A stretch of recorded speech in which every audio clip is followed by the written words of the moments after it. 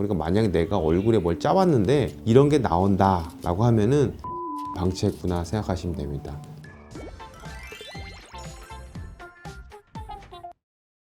안녕하세요, 라미체클리 대표원장 주원장입니다. 오늘의 주제는 모공입니다.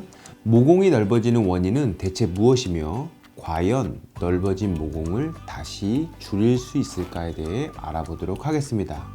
먼저 모공이 넓어지는 원인에는 크게 세 가지가 있습니다. 자, 첫 번째, 피지의 과다 분비.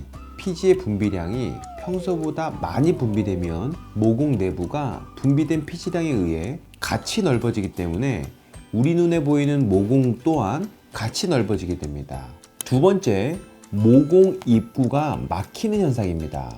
모공 내부에서는 피지가 매일매일 분비되는데 각종 노폐물로 인해 모공의 입구가 막히게 되면 분비된 피지가 쌓여서 모공이 넓어지고 여드름 같은 각종 트러블을 유발하게 됩니다.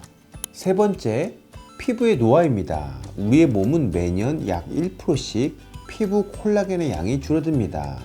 노화로 인해 피부 탄력이 저하가 되면서 모공의 벽을 이루는 탄력 섬유가 모공을 조이는 힘이 약해져 피부가 점점 늘어지고 모공 또한 넓어지게 됩니다.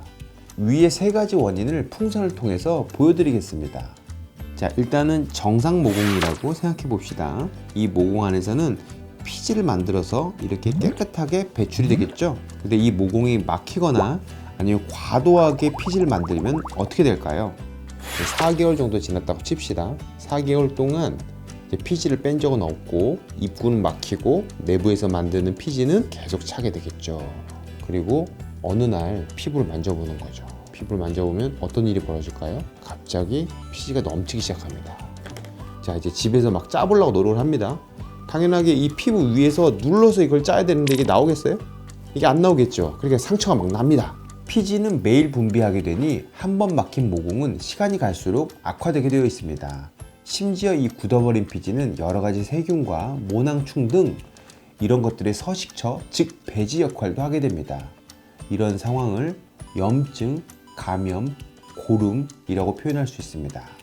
이렇게 2개월, 4개월, 6개월이 지나가게 되면 이제 액체 피지가 고체 피지가 되게 되고 이렇게 존재하게 됩니다.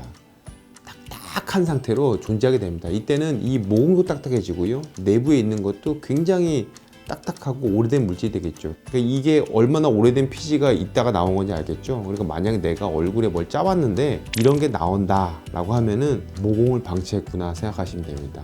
이렇게 존재하다가 몸이 힘들거나 면역이 떨어지면 이곳에 살고 있던 세균들이 증식을 하게 됩니다.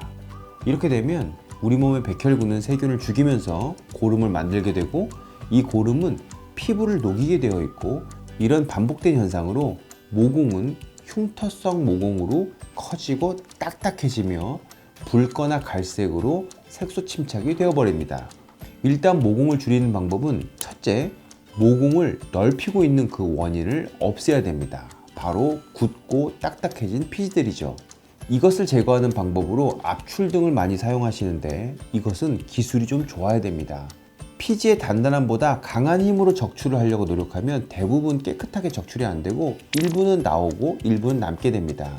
즉 모공 안에 사는 세균은 제거가 완벽하게 안 되는 거죠.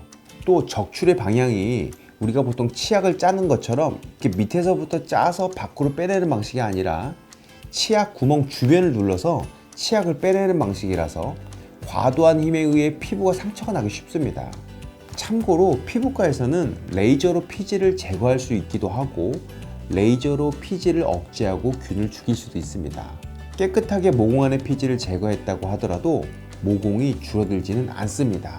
우리가 귀걸이를 귓볼에서 뺐다고 해서 딱딱해진 그 구멍이 바로 없어지지는 않겠죠.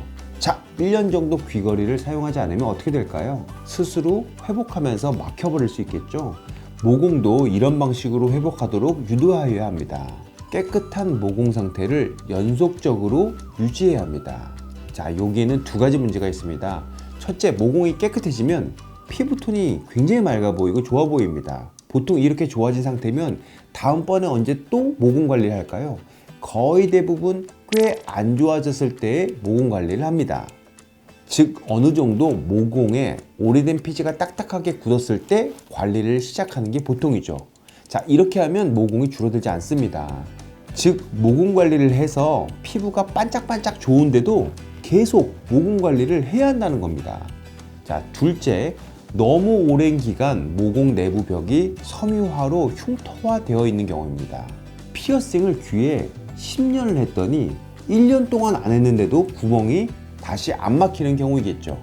이때는 병원의 도움을 꼭 받으셔야 됩니다. 새살이 돋게끔 죽은 피부도 살려내는 그런 레이저 샤워 시술을 꼭 같이 받으셔야 됩니다. 자, 오늘은 모공이 넓어지는 원인 및 치료 방법에 대해서 알아보았는데요. 좀 도움이 되셨습니까? 추가로 궁금하신 사항이 있으시다면 언제든지 댓글로 질문해 주시면 성실히 답변해 드리겠습니다. 지금까지 라미제 클리닉 대표원장 주원장이었습니다.